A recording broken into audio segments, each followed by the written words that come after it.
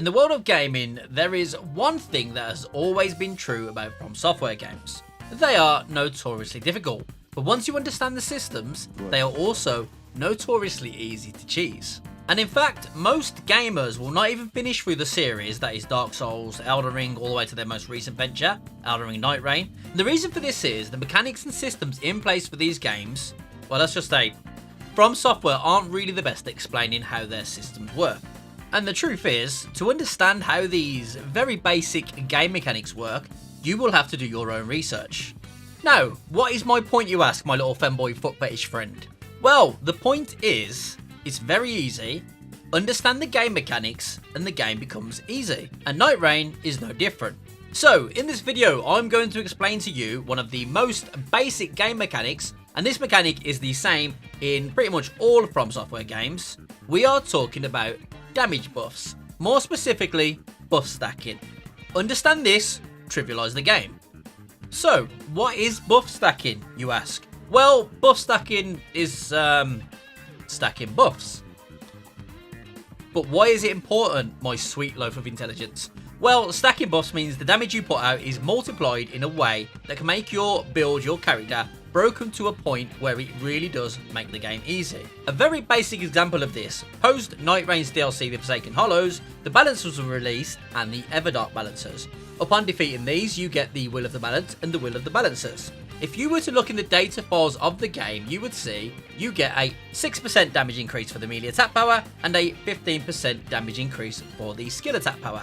Of course, you have this on 2 relics, so altogether you're getting around, you would think you're getting a 42% damage increase, right? No! Just with those 2 relics alone, if you were using, let's say, a melee weapon art, something like Stormblade, and you were doing like 1500 per L2, you would end up with an extra 630 damage on top because of the 42% damage increase. But because the buffs are multiplicative in Nightreign, it's closer to 48%. So with that small example out the way, why is any of this important? Why are we wasting valuable and limited oxygen talking about it today? Well, my fried dumpling, one of the most common things I get asked is how do I make such big damage in numbers? And it's simple, just having the knowledge on buff stacking. There is a reason why the Undertaker can put out such big crazy numbers. And this reason is because she has so many self buffs that stack on top of each other, and these buffs work in a multiplicative way. So when you see videos from like one of the Chads, Koretsu, and you can see, you know, over 2000 AR Godslayer sword, it's not because she has 99 strength, 99 dex, and those two together just put out a big number. It's because when you look into her personal relics and work out the numbers, she has the ability to buff stack a lot, which means the AR of the chosen weapon will just increase with each stack. Now, we're going to use the Undertaker as an example. We're going to break it down in more detail to help you understand exactly how to get those big numbers. Before we begin, remember this number. We are going to be testing the Malekith's Black Blade, and without any buffs, the base AR is 317. Starting with the glass necklace, this is one of her personal relics you get when you finish her remembrance. With this relic equipped, you already have 2 buffs that will stack under certain scenarios. Attack power when you pull out your spine and hit someone with it, and then successive attacks boost damage. Next is another personal relic that she has. This one is when you hit someone with the final chain of the attack, you get a damage increase. So basically go through the full chain of your attacks, whether it's a light, heavy, power stance, and the last hit you will receive a damage increase. And finally we have physical attack boost while an assist effect from an incantation is active. When you use this, so like Golden Vow or anything like that, you get a damage buff. Now, I'll quickly run you through the numbers. For the activating ultimate art increases attack power, so when you hit them with your ultimate, this is an 18% damage increase. The max buff you can get from successive attacks is 9%, but that's for the tier 3. You also have tier 1, which is 5%, tier 2, 6.5%, and that totals at 20.5. When you hit them with the final chain of an attack, that's another 16% damage increase. Then, if you use the self buff on yourself, so anything like Golden Vow, Blame Grant Me Strength, any of those, you're going to get a 19% damage increase. And then finally, you get a 6.5% damage increase when you use the Trance. With all of those together, you're getting around 80% damage increase. Now, remember the AR from the beginning, 317? With those buffs, our AR should be somewhere in the region of 570, right? No! The AR actually ends up being somewhere in the region of 670, which is well over 100% damage increase. This is why you see these big numbers on the Undertaker. Now, those are only using her personal relic buffs.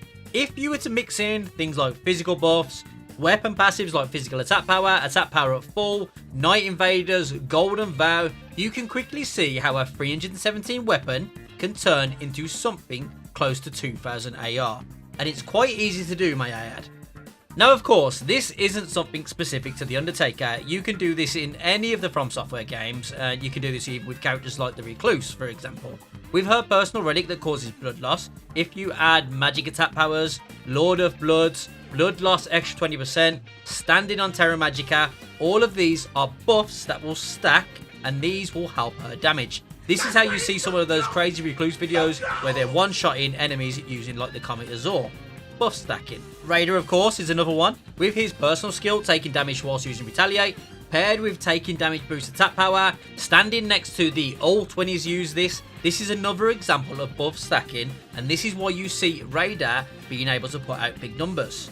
So, hopefully now you understand buff stacking a little more, and of course this isn't just for damage buffs. HP, defensive buffs all work in the exact same way. I have previously made videos on both of those, so I'll link them below so you can see them.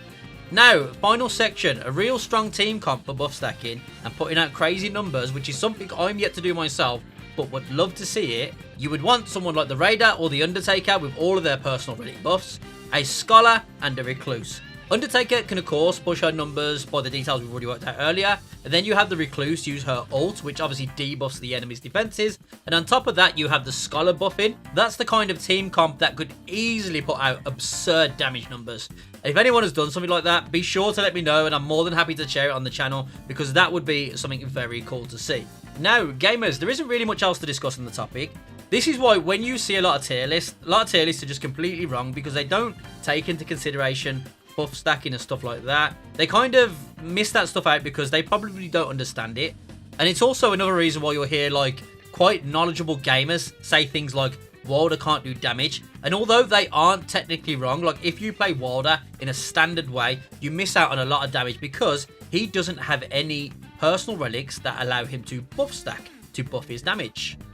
Hopefully that will make sense. Hopefully you've picked something up, and hopefully you can now put that into practice, ready for the DLC Shadow of the Great Hollow, which is releasing in 9 days or so. Trust me, bro. And hopefully, of course, you enjoyed the video. If you did, do a brother a solid, drop a like, comment, subscribe. All 3 actually get you early access to the DLC. And as always, gamers, thank you for watching. Stay safe. Catch you on the next one. Big love. Peace.